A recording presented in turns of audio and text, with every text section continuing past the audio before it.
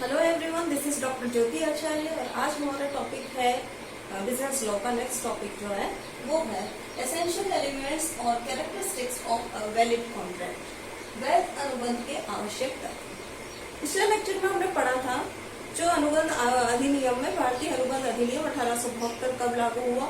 25 अप्रैल 1872 को governor in council के द्वारा पारित किया गया था और सितंबर में उसको 1872 में उसे लागू किया गया। उसके बाद में हमने कुछ डेफिनेशंस पढ़ी थी। उस डेफिनेशन में हमने प्रस्ताव की डेफिनेशन पढ़ी, अनुबंध अधिनियम की धारा 2A में उसकी डेफिनेशन दी गई है। फिर हमने वचन पढ़ा, वचनदाता वचन ग्रहीता, इसकी डेफिनेशन पढ़ी। फिर प्रतिफल, ठहराव और उसके बाद में हमने व्यर्थ ठहराव के बारे में पढ़ा। व्यर्थ ठहराव के बाद में हमारी जो कॉन्ट्रैक्ट की डेफिनेशन पढ़ी, हमने अनुबंध की डेफिनेशन पढ़ी, व्यर्थ नहीं ठहराव के बारे में हमने पढ़ा। अब देखिए, जो अनुबंध होता है उसकी डेफिनेशन भारतीय अनुबंध अधिनियम 1872 की धारा 2H में जो डेफिनेशन दी गई है वो कुछ इस तरह से है कि राजनियम द्वारा प्रवर्तनीय ठहराव अनुबंध कहलाते हैं। An agreement enforceable by law are called contract. Contract के राजनियम द्वारा प्रवर्तनीय ठहराव अनुबंध कहलाते हैं।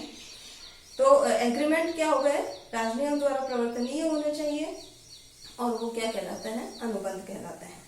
तो इसमें दो चीजें आ गई। देखिए, एक तो आ गया ठहराव और दूसरा आ गया राजनियम की प्रवर्तनीयता। अब ठहराव की क्या क्या मुख्य बातें हैं, ठहराव तक के लिए हमने पिछले लेक्चर में पढ़ा था, तो मैं थोड़ा सा आपको बता दूं। जब प्रस्ताव किया जाता है एक व्यक्ति द्वारा दूसरे व्यक्ति को, उसकी स्वीकृति मिलती है तो वो बन जाता है वचन। और वचन में जब प्रतिफल इंक्लूड हो जाता है, जैसे मान लीजिए कोई एक वस्तु बेचना चाहता है, कोई साइकिल दूसरे व्यक्ति को बेचना चाहता है 500 रुपए में, जस्ट एग्जाम्पल, तो वो 500 रुपए एक व्यक्ति के लिए तो प्रतिफल हो गया, दूसरे व्यक्ति के लिए क्या हो गया, साइकिल उसका प्रतिफल हो गया।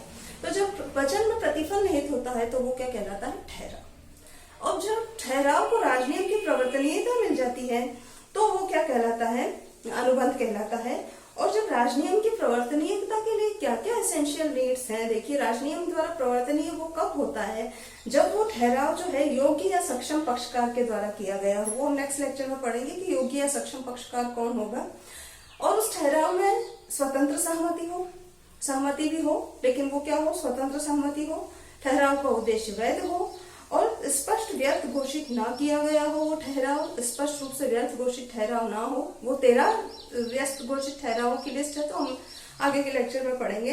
तथा वो जो ठहराव है लिखित में हो या साक्षियों द्वारा प्रमाणित हो तो भी राजनियम की प्रवर्तनीयता हो सकती है, अदरवाइज नहीं हो सकती। तो राजनियम द्वारा प्रवर्तनीय जब भी ठहराव होगा वो क्या कहलाएगा, अनुबंध कहलाता है। अब आता है कि वैध अनुबंध के आवश्यक लक्षण कौन कौन से होते हैं, कैरेक्टरिस्टिक्स कौन सी होती है, एसेंशियल एलिमेंट्स कौन कौन से होते हैं। एक के बाद एक हम इसकी स्टडी करेंगे। फर्स्ट पॉइंट है हमारा जो है वो है एक से अधिक पक्षकार, मोर देन वन पर्सन या मोर देन वन पार्टी। जब कोई अनुबंध किया जाता है तो एक अकेला व्यक्ति अपने आप से अनुबंध नहीं कर सकता, उसके लिए 2 व्यक्ति होना अनिवार्य है, 2 से अधिक पक्षकार होने चाहिए, तभी अनुबंध हो सकता है। सेकंड पॉइंट है अनुबंध में ठहराव होना बहुत ही जरूरी है। ठहराव के लिए मैंने आपको पहले भी बता दिया, प्रस्ताव, वचन, प्रस्ताव और उसकी सहमति वो वचन बन जाएगा। और वचन में जो प्रतिफल निहित होता है तो वो क्या होता है, ठहराव होता है, वो एग्रीमेंट होता है। तो एग्रीमेंट के लिए, अनुबंध के लिए एग्रीमेंट होना बहुत ही, अनुबंध के लिए एग्रीमेंट होना बहुत ही जरूरी होता है। अब आता है विधिक संबंध स्थापित करने का आशय क्या है। विधिक संबंध स्थापित करना, intention to create legal relations. Legal जो भी अनुबंध होता है उसमें वैधानिकता का तत्व होना बहुत ही जरूरी होता है। ऐसा ठहराव ऐसा होना चाहिए जो पक्षकारों के लिए वैधानिक व कानूनी रूप से उत्तरदायी हो। सामाजिक, पारिवारिक या राजनीतिक ठहराव जो होते हैं वो अनुबंध का रूप नहीं ले सकते हैं। देखिए, कई राजनीतिक पार्टियां जब इलेक्शन होते हैं तो अपने आपसे कई तरह की घोषणाएं करती है, कई तरह के वादे करती है, लेकिन वो वादे, या जैसे मान लीजिए परिवार में ही कोई एक व्यक्ति किसी व्यक्ति को कहता है कि चल आज मैंने ये काम कर दिया तो हम सिनेमा देखने चलेंगे, सिनेमा देखने चले नहीं चले वो उनकी मर्जी। तो ये पारिवारिक ठहराव, सामाजिक ठहराव, इनमें कोई विधिक संबंध नहीं होता है, वैधानिक संबंध नहीं होता है। वैधानिक संबंध अगर किसी 2 पक्षकारों में होता है तभी वो अनुबंध का रूप ले सकता है। नेक्स्ट पॉइंट आता है पक्षकारों के अनुबंध करने की योग्यता। देखिए, पक्षकारों के अनुबंध करने की योग्यता किस किस में होती है।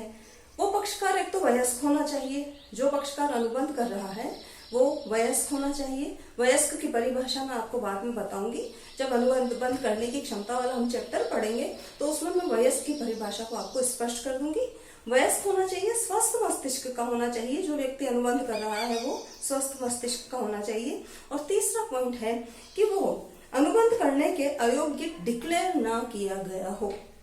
अनुबंध करने के अयोग्य घोषित किए जाते हैं कुछ पक्षकार, वो कब घोषित किए जाते हैं उसका हम एक एक बार अलग से हमारा चैप्टर होगा, अलग टॉपिक होगा, उसको हम बाद में पढ़ेंगे।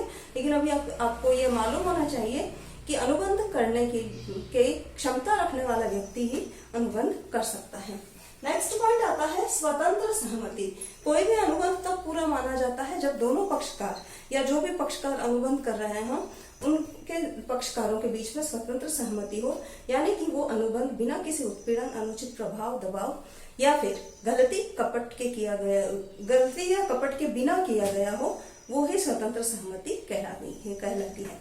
नेक्स्ट पॉइंट आता है वैधानिक प्रतिफल। जो प्रतिफल है वो लॉफुल होना चाहिए। लॉफुल प्रतिफल से मतलब होता है कि प्रतिफल वचन ग्रहीता अथवा किसी भी व्यक्ति द्वारा वचनदाता की इच्छा पर किए गए अथवा किए जाने वाले किसी भी कार्य से है, जहां पर अनुबंध के वैध होने के लिए सभी लक्षण विद्यमान होते हैं। अनुबंध में वैधानिक प्रतिफल होना अनिवार्य है, उसमें कोई फ्रॉड नहीं होना चाहिए या कोई इलीगल तत्व नहीं होना चाहिए। नेक्स्ट है वैधानिक उद्देश्य। जो भी अनुबंध किया जा रहा है उसका उद्देश्य वैधानिक उद्देश्य होना चाहिए, सही उद्देश्य होना चाहिए। जब राज्य सरकार या विधान अगर उद्देश्यों को सही मानता है तभी वो उद्देश्य क्या कहलाता है, वैधानिक उद्देश्य कहलाता है। और वैधानिक उद्देश्य जिसमें निहित होता है वो ही अनुबंध हो सकता है।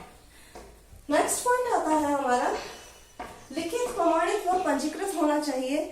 जो भी अनुबंध होता है जरूरी ठहराव का सदैव ही लिखित, प्रमाणित अथवा रजिस्टर्ड होना आवश्यक नहीं है, किंतु जहाँ किसी विशेष अधिनियम के अधीन उसका लिखित होना अनिवार्य है वहां पर लिखित, प्रमाणित और पंजीकृत होना ही चाहिए। निश्चितता, अनुबंध सर्टेनिटी, अनुबंध का एक आवश्यक तत्व है निश्चितता। ठहराव जो वो होते हैं वो निश्चित प्रकृति के होते हैं। ऐसे ही वस्तुओं का ठहराव या जो तत्व होता है उसी का किया जाता है जिसमें निश्चितता है। मान लीजिए कि किसी को आप कुछ प्रोडक्ट बनाने को देते हैं तो वो बनेगा ही बनेगा, तभी उसके साथ आपका अनुबंध होगा।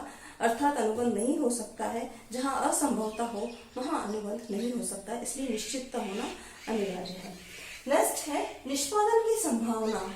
जो दो पक्षकार आपस में अनुबंध करते हैं उनमें निष्पादन की संभावना निहित होनी अनिवार्य है, अदरवाइज वो अनुबंध नहीं हो सकता है। और एक पॉइंट लास्ट हमारा और है ठहराव स्पष्ट रूप से व्यर्थ न घोषित हो। कुछ ठहराव है जो स्पष्ट रूप से व्यर्थ घोषित कर दिए गए हैं राजनियम के द्वारा, अधिनियम के द्वारा या भारतीय अनुबंध अधिनियम के द्वारा व्यर्थ घोषित कर दिए गए हैं। वो 13 ठहराव हैं। वो 13 ठहराव कौन कौन से हैं मैं आपको बता देती हूँ, आप सुन लीजिएगा ध्यान से। पहला है अनुबंध करने की क्षमता नहीं रखने वाले पक्षकारों द्वारा किए गए ठहराव। ये क्या है, व्यर्थ है। जो अनुबंध करने की क्षमता नहीं रखते हैं मतलब वो अवयस्क है या फिर स्वस्थ मस्तिष्क का नहीं है या फिर उसके अयोग्य घोषित किया गया है अनुबंध करने के लिए। जहाँ ठहराव दोनों पक्षकार आवश्यक तथ्य संबंधी गलती पर हो, दोनों ही पक्षकार जो अनुबंध कर रहे हैं वो किसी न किसी गलती पर हो या उन्होंने झूठ बोला हो, विदेशी राजनियम की गलती पर होने वाले ठहराव भी अनुबंध नहीं हो सकते हैं, ये व्यर्थ घोषित किए गए हैं। विदेशी राजनियम में अगर कोई गलती की जाती है तो वो ठहराव भी अनुबंध के योग्य नहीं हो सकते हैं। व्यापार में रुकावट डालने वाले ठहराव, शादी ब्याह में ऐसे ठहराव जिनका अनिश्चित अर्थ हो, जिसका कोई अर्थ ही नहीं हो, प्रतिफल रहित ठहराव, किसी व्यक्ति के विवाह में या शादी में रुकावट डालने वाले ठहराव, अवैधानिक उद्देश्य वाले ठहराव, आंशिक वैधानिक उद्देश्य एवं प्रतिफल वाले ठहराव, मतलब आंशिक अवैधानिक उद्देश्य वाले ठहराव, वैधानिक नहीं अवैधानिक उद्देश्य वाले ठहराव और असंभव कार्य को करने के ठहराव। ऐसे सारे ठहराव 13 ही ठहराव जो हैं राजनियम द्वारा व्यर्थ घोषित किए गए हैं, ये ठहराव अनुबंध नहीं बन सकते हैं।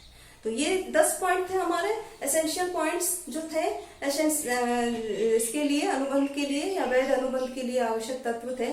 अनुबंध तभी वैध हो सकता है जब वो सारे इन आवश्यकताओं को या इन लक्षणों को पूरा करें। उम्मीद करती हूँ आपको ये लेक्चर समझ में आया होगा। अब हम नेक्स्ट लेक्चर में मिलेंगे, तब तक